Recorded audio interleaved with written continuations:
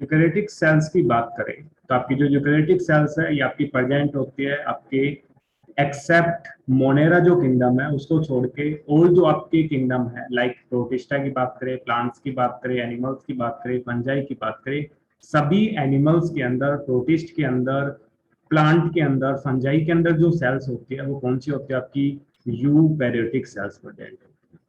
इसके अलावा यूकैरियोटिक जो सेल्स है ये आपकी प्रोसेस करती है मेम्ब्रेन बाउंड ऑर्गेनेलीज। इनके अंदर क्या होता है? आपकी मेम्ब्रेन बाउंड ऑर्गेनेलीज प्रेजेंट होती है। लाइक अगर हम ईआर की बात करें, गोल्जी बॉडी की बात करें, लाइसोसोम की बात करें, तो आपकी old membrane bound organelle present होती है इनसाइड दी यूकैरियोटिक सेल्स। इसके अलावा यूकैरियोटिक जो सेल्स है इनके अंदर क्या होता है?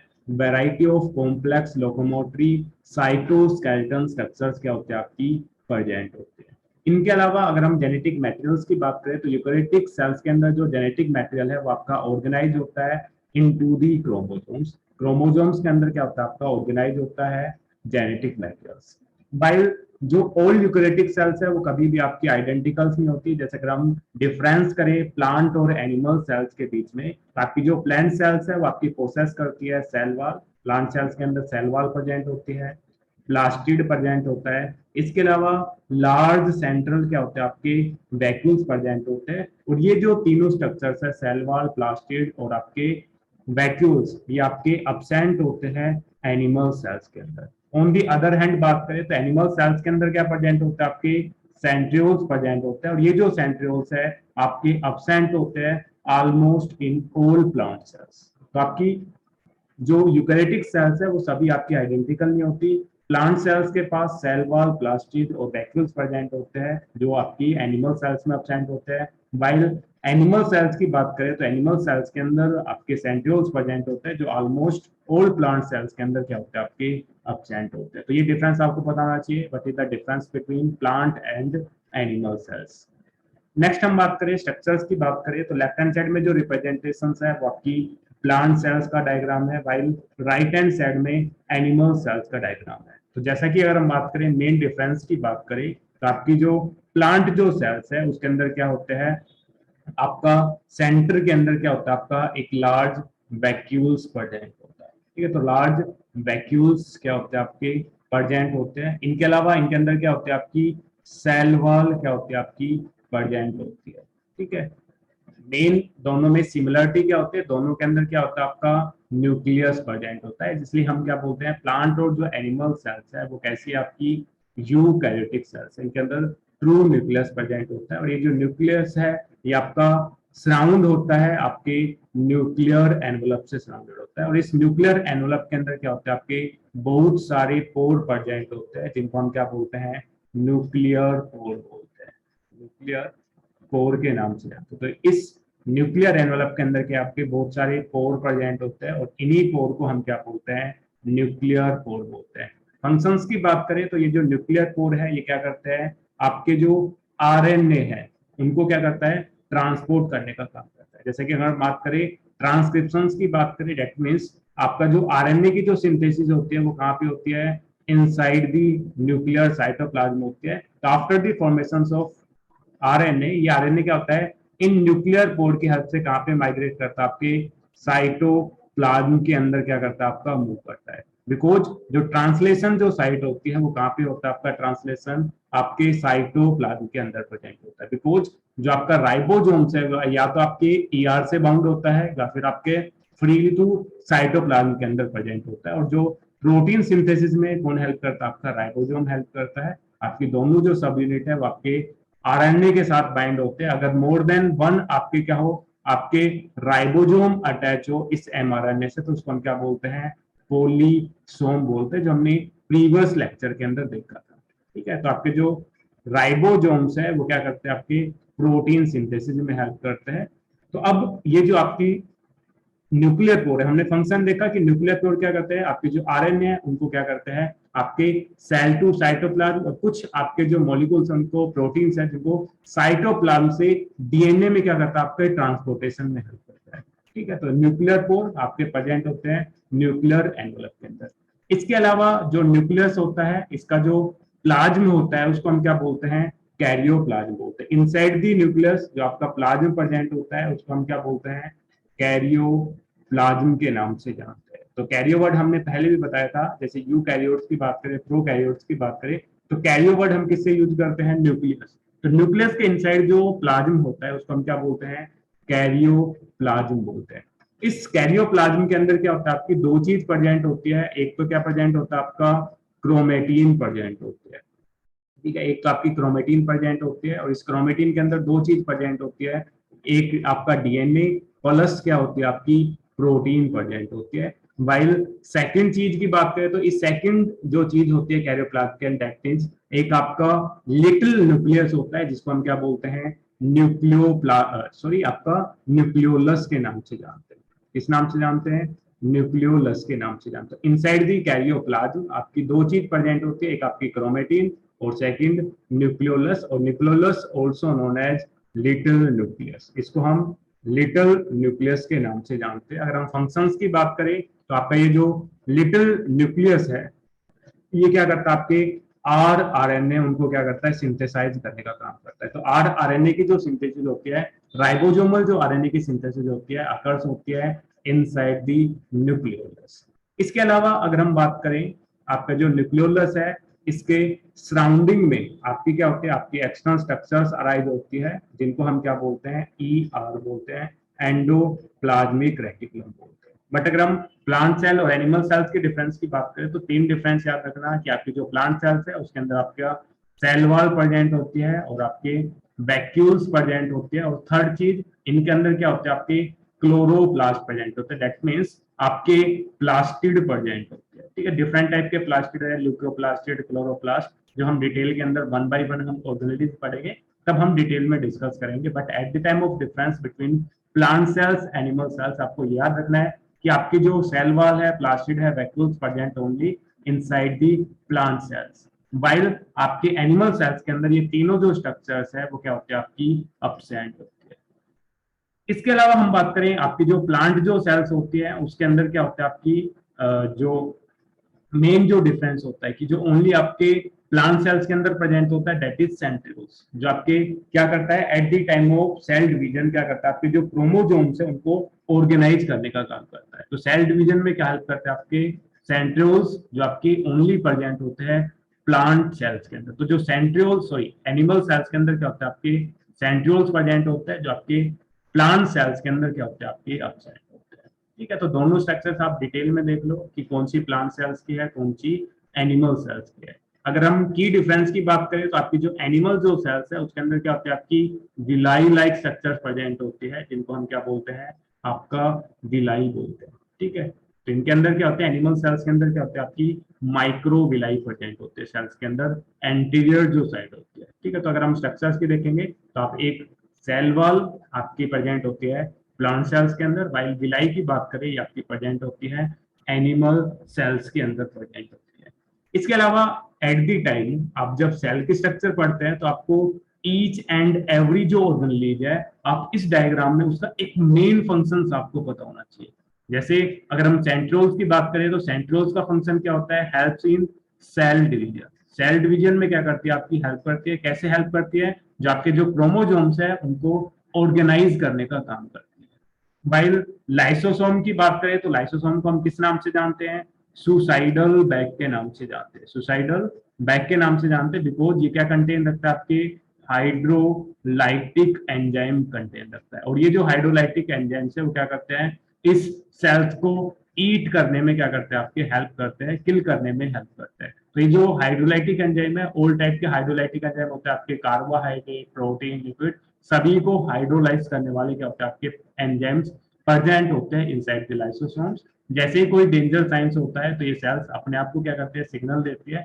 जैसे ही सिग्नल रिसीव करेगा लाइसोसोम क्या करेगा, आपका ब्लास्ट कर देगा, ताकि जो इंडिविजुअल जो सेल्स होती है जो आपकी इन्फेक्टेड है वो क्या हो जाती है, आपकी डेड हो जाती है, ठीक है। मान लो अगर हम बात करें कोई भी एक टिश्यू है, बहुत सारी आपके सेल्स प्रेजेंट है, इसमें मान लो एक सिंगल सेल्स है वो क्या हो गया, आपकी किसी पैथोजन से क्या हो गया, आपकी इन्फेक्टेड होगी। तो आपका जो इन्फेक्शन है वो आपकी अदर सेल्स में आपका स्प्रेड ना हो, दैट्स वाई इनके अंदर जो आपका लाइसोसोम प्रेजेंट होता है, वो क्या करता है, इस इंडिविजुअल सेल्स को क्या करता है, बस्ट करवा देता है, किल करवा देता है, ताकि इसके सराउंडिंग में जो सेल्स है वो आपकी अफेक्टेड ना हो। तो आपकी जो लाइसोसोम्स है इनको हम सुसाइडल बैग के नाम से जानते हैं।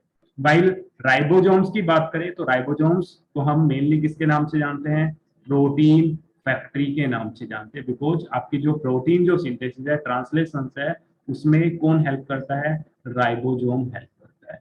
इसके अलावा नेक्स्ट हम बात करें माइटोकॉन्ड्रिया की बात करें तो माइटोकॉन्ड्रिया को हम power house of the cell, ठीक है, किस नाम से जानते हैं, power house of cell. Cell का क्या होता है, आपका पावर हाउस होता है। दैट मीन्स आपकी जो एनर्जी है, सेल्स को जो फंक्शन परफॉर्म करते हैं उसको परफॉर्म करने के लिए किसकी रिक्वायरमेंट होती है, एनर्जी की रिक्वायरमेंट होती है। तो इन एनर्जी को प्रोड्यूस कराने में कौन हेल्प करता है, आपका माइटोकॉन्ड्रिया करता है। और जो एनर्जी करेंसी होती है सेल्स के अंदर, दैट इज एटीपी। तो एटीपी का जो प्रोडक्शन है, एटीपी का प्रोडक्शन में कौन हेल्प करता है, माइटोकॉन्ड्रिया हेल्प करता है। दैट्स व्हाई माइटोकॉन्ड्रिया को हम क्या बोलते हैं, power house of the cells. Because जो रेस्पिरेशन जो होता है, ऑक्सीडेशन जो फूड होता है, फूड का जो ऑक्सीडेशन होता है, जब ऑक्सीडेशन होगा तो उससे क्या होगा, आपकी एनर्जी रिलीज होगी। दैट्स व्हाई माइटोकॉन्ड्रिया को हम क्या बोलते हैं, power house of the cell के नाम से जानते हैं।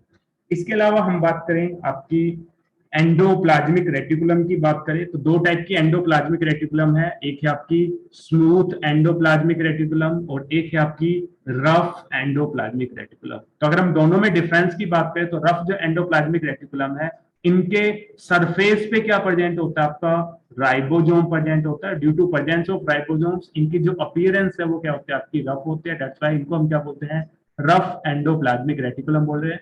अदरवाइज अगर हम SER की बात करें, स्मूथ एंडोप्लाज्मिक रेटिकुलम की बात करें, तो इनके सरफेस के ऊपर कोई भी राइबोसोम्स प्रेजेंट नहीं होता, कोई भी स्ट्रक्चर प्रेजेंट नहीं होती। That's why they appear as smooth, that's why they known as smooth endoplasmic reticulus. इस वजह से इनको हम स्मूथ एंडोप्लाज्मिक रेटिकुलम के नाम से जानते हैं। तब अगर हम बात करें फंक्शंस की बात करें तो सेम, अगर हम RER की बात करें तो RER के ऊपर जैसे अगर हम बात करें कोई भी एक आपकी स्ट्रक्चर से आपकी RER, इसके सरफेस पे क्या प्रेजेंट है, आपके राइबोसोम्स प्रेजेंट होते हैं। तो आपके जो ये राइबोसोम्स है ये क्या करते हैं, आपके प्रोटीन फैक्ट्री, दैट मींस आपके प्रोटीन की सिंथेसिस करते हो। तो जैसे आपकी प्रोटीन सिंथेसिस होगी ये आपकी एंटर करेगी inside the lumen of the ER. ER का जो ल्यूमन है उसके अंदर क्या होता है, आपकी जो प्रोटीन है वो क्या हो जाएगी, आपकी टेम्परेरी क्या होना स्टार्ट हो जाएगी, स्टोर होना स्टार्ट हो जाएगी। वाइल स्मूथ एंडोप्लाज्मिक रेटिकुलम की बात करें, SER की बात करें, तो आपकी जो स्मूथ एंडोप्लाज्मिक रेटिकुलम है इसका जो फंक्शन है मोस्ट इंपोर्टेंट होता है। बिकॉज SER जो होता है ये क्या करता है, आपका रेगुलेट करता है रिलीज ऑफ कैल्शियम आयन। जो आपके कैल्शियम आयन होते हैं सेल्स के अंदर एक्स्ट्रा, उनको स्टोर करने का काम कौन करता है, आपका स्मूथ एंडोप्लाज्मिक रेटिकुलम। जब भी नेसेसरी होती है कैल्शियम आयन की तो इन स्मूथ एंडोप्लाज्मिक रेटिकुलम से क्या होता है, आपके वो कैल्शियम आयन हो जाते हैं, आपके रिलीज हो जाते हैं। तो आपके जो स्मूथ एंडोप्लाज्मिक रेटिकुलम है ये क्या करता है, आपका स्टोर कैल्शियम आयन। जो कैल्शियम आयन है उसको क्या करता है, स्टोर करके रखता है, या दैट मींस हम कह सकते हैं regulating and releasing of calcium ion. जो आपके कैल्शियम आयन है उसको क्या करता है, रेगुलेट करने का काम करता है। बिकॉज अगर हम कैल्शियम आयन की बात करें, अगर सेल्स के अंदर आपका कैल्शियम आयन प्रेजेंट होगा, ज्यादा अमाउंट में प्रेजेंट होगा, तो जो कैल्शियम आयन है ये कैसा होता है, आपका टॉक्सिक होता है। तो presence of calcium ion inside the sales produce toxicity. और इसी वजह से इस कैल्शियम आयन को रेगुलेट करने के लिए हमारी जो बॉडी होती है दो हार्मोन सिक्रेट करती है। एक आपका PTH hormone, parathyroid hormone, secreted by आपकी parathyroid glands. While thyroid gland से क्या होता है, आपका थायरोकैल्सिटोनिन, TCT हार्मोन सिक्रेट होता है, जो क्या करता है, इन कैल्शियम आयन की जो कंसंट्रेशन है उसको ब्लड के अंदर रेगुलेट करने का काम करता है। तो आपका जो पैराथायरॉयड हार्मोन्स है ये कैल्शियम की आयन को ब्लड के अंदर क्या करता है, आपका राइज करने का काम करता है, इंक्रीज करने का काम करता है। वाइल थायरोकैल्सिटोनिन की बात करें तो कैल्सिटोनिन हार्मोन क्या करता है, आपकी कैल्शियम आयन की कंसंट्रेशन को क्या करता है, आपका डिक्रीज करता है। बिकॉज जो कैल्शियम आयन है नेसेसरी होता है आपकी सेल टू सेल सिग्नलिंग के लिए। जब दो सेल्स आपस में कम्युनिकेट करती है, सिग्नल करती है, तो उनके लिए किसकी रिक्वायरमेंट होती है, आपकी कैल्शियम आयन की रिक्वायरमेंट होती है। इसके अलावा जैसे अगर हम हार्ट कॉन्ट्रेक्शंस की बात करें, मसल्स कॉन्ट्रेक्शंस की बात करें, इनके लिए किसकी रिक्वायरमेंट होती है, कैल्शियम आयन की रिक्वायरमेंट होती है। तो आपने देखा होगा इसके अलावा जो आपके जो बॉडी की जो स्ट्रक्चर, दैट मींस बोन्स की बात करें, टिथ की बात करें, तो उनके अंदर जो स्ट्रक्चरल जो कंपोनेंट होता है दैट आल्सो कैल्शियम आयन। तो जो कैल्शियम आयन है आपके मल्टीपल रोल प्ले करता है, बट अगर सेल्स के इनसाइड एक्सेस अमाउंट में प्रेजेंट हो तो क्या काज करता है, आपकी टॉक्सिसिटी काज करता है। दैट्स व्हाई इसको रेगुलेट करने के लिए, एक सिंगल मिनरल्स को, एक सिंगल आयन को रेगुलेट करने के लिए हमारी दो ग्लैंड क्या करती है, वन वन हार्मोन क्या करता है आपका सिक्रेट करती है। पैराथायरॉइड हार्मोन कैल्शियम आयन की कंसेंट्रेशन को राइज करने में हेल्प करता है। थायरोकैल्सिटोनिन क्या करता है, आपकी कैल्शियम आयन को क्या करता है, ब्लड के अंदर लेवल को डिक्रीज करने का क्या करता है, आपका काम करता है। इसके अलावा हम बात करें आपके न्यूक्लियस की बात करें, तो न्यूक्लियस को हम क्या बोलते हैं, डायरेक्टर ऑफ द सेल्स। क्या बोलते हैं, director of the cell. Cell का क्या बोलते हैं हम, डायरेक्टर बोलते हैं। बिकॉज जो न्यूक्लियस जो होता है, ठीक है, ये क्या करता है, आपके जेनेटिक मटेरियल को कंट्रोल करता है। जेनेटिक मटेरियल कहां पे प्रेजेंट होता है, इनसाइड द न्यूक्लियस। तो आपने सेंट्रल डोग्मा पढ़ा होगा, तो आपका कोई भी जो फंक्शन है आपकी बॉडी के अंदर वो कौन परफॉर्म करता है, प्रोटीन परफॉर्म करता है। तो ये जो प्रोटीन है ये किससे फॉर्म होते हैं, आपके डीएनए से फॉर्म होते हैं। पहले ये डीएनए आपका क्या होगा, आरएनए के अंदर चेंज होगा by the process of transcription. Transcription process से ये जो डीएनए है वो आपका आरएनए के अंदर चेंज होगा। After the formation of RNA, ये जो आरएनए है अब आपके ट्रांसलेशन प्रोसेस से क्या होगा, आपका चेंज होगा प्रोटीन के अंदर। अब ये जो प्रोटीन है क्या करेगी, बॉडी के अंदर एक स्पेसिफिक फंक्शंस को क्या करेगी, आपकी परफॉर्म करेगी। बिकॉज दिस रीजन्स, आपका जो न्यूक्लियस है इसको हम क्या बोलते हैं, डायरेक्टर ऑफ दिस सेल्स के अंदर जो भी फंक्शंस है उसको डायरेक्ट कौन कर रहा है, न्यूक्लियस कर रहा है, because they contain genetic material DNA. ठीक है, तो न्यूक्लियस आपका क्या होता है, डायरेक्टर ऑफ द सेल्स होता है। इसके अलावा अगर हम बात करें साइटोप्लाज्म की बात करें, तो साइटोप्लाज्म जो होता है वो क्या करता है, आपकी साइट प्रोवाइड करता है। आपकी जो डिफरेंट जो एंजाइमेटिक जो रिएक्शंस होती है, जैसे अगर हम ग्लाइकोलाइसिस की बात करें, तो ग्लाइकोलाइसिस कहां पे प्रेजेंट होता है, आपका इनसाइड द साइटोप्लाज्म प्रेजेंट होता है। तो डिफरेंट टाइप के जो आपके मूवमेंट होते हैं, एंजाइमेटिक रिएक्शंस होते हैं, उनको क्या करता है, आपका साइट प्रोवाइड करता है, साइटोप्लाज्म। इसके अलावा हम बात करें गोल्जी बॉडी की बात करें, तो जो गोल्जी बॉडी है ये क्या करता है, प्रोटीन ट्रैफिकिंग में क्या करता है, आपका हेल्प करता है। अगर गोल्जी अपरेटस की बात करें, गोल्जी बॉडी की बात करें, तो गोल्जी बॉडी क्या करता है, आपकी जो प्रोटीन्स है उसकी शॉर्टनिंग में और प्रोसेसिंग में क्या करता है, आपका हेल्प करता है। तो फंक्शंस की बात करें गोल्जी बॉडी का, तो processing and shortening of protein क्या करता है, आपकी प्रोटीन की प्रोसेसिंग और शॉर्टिंग करता है। जैसे कि हमने बताया, मान लो आपका कोई भी राइबोसोम्स है, इसने क्या किया, आपके आरएनए से प्रोटीन की फॉर्मेशन कर दी। अब ये जो आपका प्रोटीन है वो कहां पे आपका जाएगा, आपके गोल्जी बॉडी के अंदर जाएगा। जैसे मान लो कोई भी एक आपकी फैक्ट्री है, फैक्ट्री राइबोसोम्स है जहां पे आपकी प्रोटीन की फॉर्मेशन हुई। उसके बाद ये जो प्रोटीन है वो कहां पे जाके स्टोर हो जाते हैं, आपकी गोल्जी कॉम्प्लेक्स के अंदर, गोल्जी अपरेटस के अंदर, गोल्जी बॉडी के अंदर। अब ये जो गोल्जी कॉम्प्लेक्स है इसको क्या करेगी, डिफरेंट साइड पे जहां पे भी इसकी रिक्वायरमेंट होगी वहां पे क्या करेगी, आपका ट्रांसपोर्ट करने का काम करेगी। दैट्स व्हाई इसको हम बोलते हैं प्रोटीन आपके प्रोसेसिंग एंड शॉर्टनिंग की क्या होती है, आपकी साइट होती है कि after the formation of protein इनको कहां कहां पे भेजना है, उसका काम कौन करता है, आपका गोल्जी कॉम्प्लेक्स करता है। ठीक है, इसके अलावा और कोई ऑर्गेनाइज तो नहीं, आई थिंक सभी ऑर्गेनाइज का हमने फंक्शन डिटेल कर लिया। एक ऑर्गेनाइज बट एक आपकी लेयर बच गई, दैट इज प्लाज्मा मेम्ब्रेन। ठीक है, तो प्लाज्मा मेम्ब्रेन की बात करें तो ये जो प्लाज्मा मेम्ब्रेन है ये कैसे होती है, आपकी सिलेक्टिव परमेबल्स होती है, फिर इसको हम क्या बोलते हैं, सेमी परमिएबल बोलते हैं। ठीक है, तो आपकी जो आउटर जो लेयर होती है जो सेल्स को क्या करते हैं, सराउंड करती है, that is plasma membrane. Because animal cells के अंदर सेल वॉल एब्सेंट होते हैं, तो आउटर जो लेयर है दैट इज आपकी प्लाज्मा मेम्ब्रेन होते हैं। तो ये जो प्लाज्मा मेम्ब्रेन है एक्सटर्नल एनवायरनमेंट से डायरेक्ट कॉन्टेक्ट में होती है, तो आपके जो मोलिक्यूल्स है उनके ट्रांसपोर्टेशन में कौन हेल्प करता है, आपकी प्लाज्मा मेम्ब्रेन हेल्प करता है। और ये जो प्लाज्मा मेम्ब्रेन है ये ट्रांसपोर्ट कैसे करती है, कुछ मोलिक्यूल्स के लिए क्या होते हैं, आपकी परमिएबल्स होते हैं, और कुछ के लिए क्या होते हैं, आपकी इम्परमिएबल्स होते हैं। दैट्स व्हाई इस प्लाज्मा मेम्ब्रेन को हम क्या बोलते हैं, सेमी परमिएबल्स बोलते हैं। जैसे अगर हम आयंस की बात करें तो आयंस का जो ट्रांसपोर्ट होता है with the help of carrier, आपके जो प्रोटीन है उनकी हेल्प से क्या होता है, आपके जो मॉलिक्यूल्स है वो आपके इनसाइड दी साइटोप्लाज्म और आपके आउटसाइड दी साइटोप्लाज्म क्या करते हैं, आपके मूव करते हैं।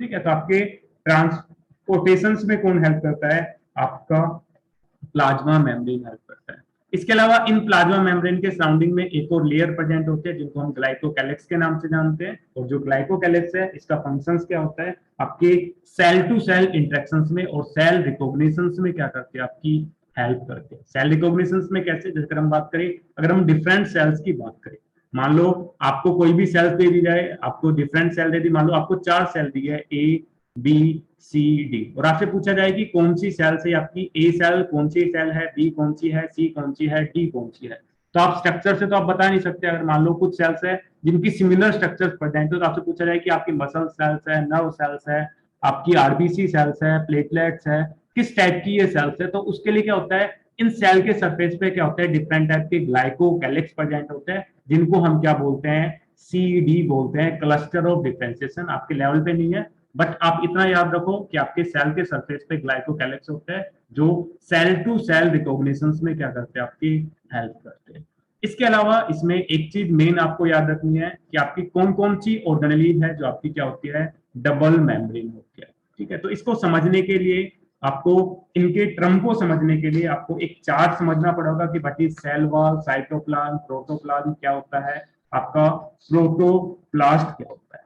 ठीक है, तो इसको समझने के लिए हमें क्या करना होगा, एक प्लांट सेल की क्या करनी होगी, आपकी स्टडी करनी होगी। बिकॉज जो प्लांट सेल्स है वो क्या कंटेन रखती है, आपका सेल वॉल कंटेन रखती है।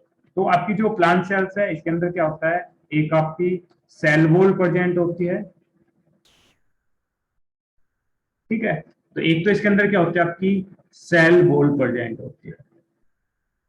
और सेल वॉल को छोड़ के प्लांट सेल्स का जितना भी जो पार्ट होता है उसको हम क्या बोलते हैं, प्रोटोप्लास्ट बोलते हैं। ठीक है, जैसे अगर हम बात करें ये आपकी कोई भी एक सेल्स है, ठीक है, इस सेल्स के अंदर आउटर जो लेयर है, आउटर जो लेयर होती है वो क्या होती है, आपकी सेल वॉल होती है। तो इस सेल वॉल को अगर हम रप्चर कर दे, तो आफ्टर दी रप्चरिंग इनसाइड जितना भी जो पार्ट पड़ता है सेल्स का, उस पार्ट को हम क्या बोलते हैं, प्रोटोप्लास्ट बोलते हैं। अब इस प्रोटोप्लास्ट की बात करें तो इस प्रोटोप्लास्ट के अंदर भी क्या होते हैं, दो पार्ट प्रेजेंट होते हैं, एक आपका लिविंग पार्ट होता है और एक आपका नॉन लिविंग होता है। तो जितना भी प्रोटोप्लास्ट के अंदर लिविंग जो पार्ट होता है उसको हम क्या बोलते हैं, प्रोटोप्लाज्म बोलते हैं। तो इनसाइड दी प्रोटोप्लास्ट आपका क्या प्रेजेंट होता है, प्रोटोप्लाज्म प्रेजेंट होता है। और जो प्रोटोप्लाज्म है वो कैसा होता है, आपका लिविंग पार्ट होता है। तो लिविंग जितना भी पार्ट है inside the protoplast are called protoplast. While अगर हम बात करें इसके अलावा नॉन लिविंग पार्ट भी प्रेजेंट होता है, तो जो नॉन लिविंग जो पार्ट होता है इनसाइड दी प्रोटोप्लास्ट उसको हम क्या बोलते हैं, इरजास्टिक बॉडी बोलते हैं, इरजास्टिक बॉडी के नाम से जानते हैं। ठीक है, तो अब इस प्रोटोप्लास्ट के अंदर लिविंग पार्ट होता है प्रोटोप्लाज्म और नॉन लिविंग पार्ट होता है आपका इरजास्टिक बॉडी। अब इस लिविंग पार्ट की बात करें, प्रोटोप्लाज्म की बात करें, तो इस प्रोटोप्लाज्म के अंदर भी क्या होता है, आपकी दो चीज प्रेजेंट होती है, एक होता है आपका साइटोप्लाज्म और एक होता है आपका न्यूक्लियस। ठीक है, तो अगर हम after the rupturing cell wall, तो आपका क्या बचा, ये आपकी ये स्ट्रक्चर बची, इसको हम क्या बोल रहे हैं, आपका प्रोटोप्लास्ट बोल रहे हैं। और इस प्रोटोप्लास्ट में नॉन लिविंग थिंग को रिलीज करने के बाद जो पार्ट बचा उसको हम क्या बोल रहे हैं, प्रोटोप्लाज्म बोल रहे हैं। अब इस प्रोटोप्लाज्म में क्या होता है, सेंटर के अंदर क्या होता है, आपका न्यूक्लियस प्रेजेंट होता है। इस न्यूक्लियस को छोड़ के बाकी का जितना भी पार्ट पड़ेगा, रेस्ट ऑफ जो पार्ट होता है उसको हम क्या बोलते हैं, साइटोप्लाज्म बोलते हैं। तो except nucleus the part of protoplasm is called cytoplasm. Protoplasm का वो पार्ट एक्सेप्ट द न्यूक्लियस उसको हम क्या बोलते हैं, साइटोप्लाज्म बोलते हैं। अब इस साइटोप्लाज्म की बात करें तो इस साइटोप्लाज्म के अंदर क्या होता है, एक आपकी ऑर्गेनेलीज प्रेजेंट होती है। ठीक है, एक आपकी ऑर्गेनेलीज प्रेजेंट होती है। इसके अलावा आपका सेकंड जो पार्ट एक्सेप्ट दी ऑर्गेनेलीज जितना भी पार्ट बच गया उसको हम क्या बोलते हैं, साइटोसोल बोलते हैं। तो साइटोप्लाज्म का वो पार्ट जहां पे आपकी ऑर्गेनेलीज को छोड़ के जो पार्ट है उसको हम क्या बोलते हैं, साइटोसोल बोलते हैं। Except the organelle the part of cytoplasm is called cytosol, उसको हम क्या बोलते हैं, साइटोसोल बोलते हैं। और ये जो साइटोसोल्स होता है ये आपका मेन एरिया होता है सेल्यूलर एक्टिविटी। जितनी भी आपकी जो सेल्यूलर एक्टिविटी है वो आपकी परफॉर्म होती है आपके साइटोसोल वाले रीजन के अंदर। अब हम ऑर्गेनेलीज की बात करें तो ये जो ऑर्गेनेलीज है ये भी क्या होती है आपकी, दो टाइप की ऑर्गेनेली होती है, एक होती है आपकी single membrane organelle, single membrane, और एक होती है आपकी डबल मेम्ब्रेन ऑर्गेनेली। और ये जो टॉपिक है सिंगल और डबल, ये आपका मोस्ट इंपोर्टेंट है, मल्टीपल टाइम पूछा गया है आपके एग्जाम के अंदर। तो डबल मेम्ब्रेन ऑर्गेनेलीज की बात करें, चाहे किसी भी सेल्स की बात करें, तो ओनली तीन ही ऑर्गेनेलीज है जो कैसी होती है आपकी डबल मेम्ब्रेन होती है। एक होता है आपका न्यूक्लियस, न्यूक्लियस भी कैसा होता है आपका डबल मेम्ब्रेन होता है। सेकंड हम बात करें क्लोरोप्लास्ट की बात करें, क्लोरोप्लास्ट ये भी कैसा होता है आपका डबल मेम्ब्रेन होता है। और थर्ड जो मेम्ब्रेन है, थर्ड जो ऑर्गेनेलिज है, दैट इज माइटोकॉन्ड्रिया। ठीक है, तो माइटोकॉन्ड्रिया, क्लोरोप्लास्ट एंड न्यूक्लियस, ये तीन ऑर्गेनेलिज है जो कैसे होते हैं आपकी डबल मेम्ब्रेन होते हैं। इसके अलावा सभी जो ऑर्गेनेलिज है वो कैसे होते हैं आपकी सिंगल मेम्ब्रेन होते हैं। तब क्वेश्चन आता है कि why only these three organelles are double membrane, यही तीन ऑर्गेनेलिज क्यों क्या होती है आपकी डबल मेम्ब्रेन होते हैं। तो इसका रीजन क्या है कि आपकी जो क्लोरोप्लास्ट है, माइटोकॉन्ड्रिया है, न्यूक्लियस है, तीनों क्या करते हैं स्पेसिफिक फंक्शन परफॉर्म करते हैं, मेन फंक्शन परफॉर्म करते हैं। दैट्स व्हाई इनको क्या करने के लिए आपका